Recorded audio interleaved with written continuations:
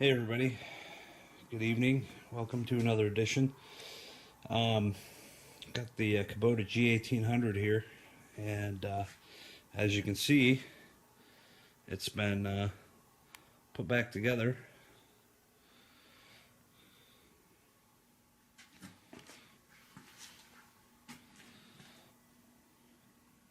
And anyways, after the last video, I really sped up the process to get everything put back together, and it was really good the way I labeled everything, all the parts, all the bolts, everything.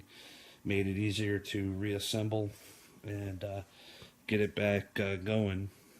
I got the engine in here, what was it, last week, and I think it was Thursday night. I dropped the engine in here and got it in here, got it all bolted up, drive shaft reassembled to the engine, pretty much everything, you know. And let me kind of give you guys a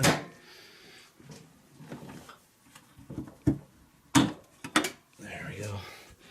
And I still got a little bit of tightening to do on the engine here, but I'm having a little bit of a valve manifold leak because I decided not to put a new gasket on, so I'm gonna have to put a new gasket on. But other than that, here's the engine reassembled and installed into the Kubota Tractor. And what was an interesting factor was during the reassembly, putting the PTO cable back on, I slipped and put a hole into my radiator, which I said last year in my video that I was going to just replace the radiator. Well, I decided against that for now because they're so expensive. These radiators are almost $500, and so I had the radiator flushed out, and it actually does cool better now. I also had it repaired, which was about a quarter of the cost of putting a new radiator in. And after I got the engine in here, it took a little bit to get it to start. I didn't want to have to crack open the fuel injectors and deal with that mess.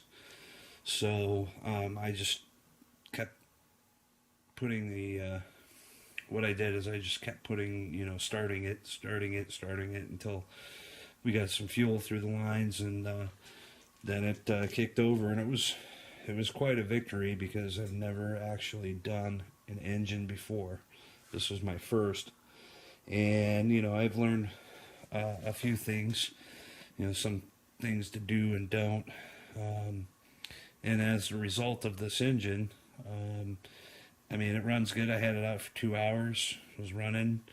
There is an issue that I think will go away eventually, of having a little bit of blow-by, which I know sometimes you set new pistons in there and they haven't seated just yet, and it allows oil to get past the rings until they set in. So either that or the other two cylinders had pretty worn rings, and they're starting to push oil up through there. So I don't know if I'll pull this engine out again and redo the other two cylinders with new rings, because the pistons seem to be okay.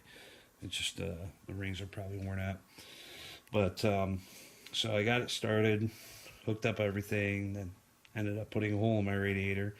Had to wait a couple of days for that to get repaired, and then got it back, got the PTO cable on there, got everything hooked up, and it's a pretty simple tractor to disassemble and reassemble, but got everything hooked back up, and mowed the lawn for like 2 hours, and everything seemed to be fine. Had a little bit of an issue with the oil plug. It wasn't as tight as I thought it was, and so I took care of that. I'm sure you guys are wondering what it sounds like, I'm going to go ahead and start it up for you. Just a quick second.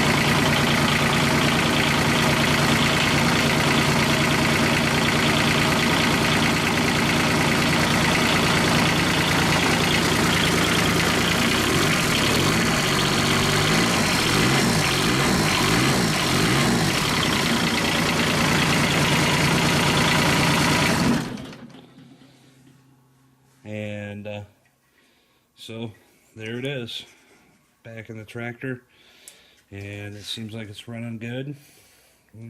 It'll do okay for this year anyways, and I might decide to go ahead and pull the motor again for the other 2 cylinders, but I'm not sure. I haven't decided whether or not I'm going to keep the tractor past this year. I might end up turning around and selling it at the end of the year. So somebody else might get the enjoyment of maybe tearing a motor apart and, you know, enjoying that aspect. I'm not sure yet. I haven't decided what I'm going to proceed to do. So, but at least it'll be running this year for mowing the lawn, and I can't wait to hopefully it all holds together. You know, like I said, I'm not an expert in motors. I know the basic principles, how to tear basically a motor down and, you know, hold the cylinders, put the new rings in, do all that kind of stuff. But, you know, this was a task that, you know, I had to refer to a service manual like you should with pretty much anything. But, you know, it was a task that I took on that I've never done before. And I think I mean, even if it's not the right way or it's not the best approach to it, I mean, at least it runs, and ran for 2 hours with practically no issues. So anyways, thanks again for joining another edition of the Carter Hour, and I'll talk to you guys soon.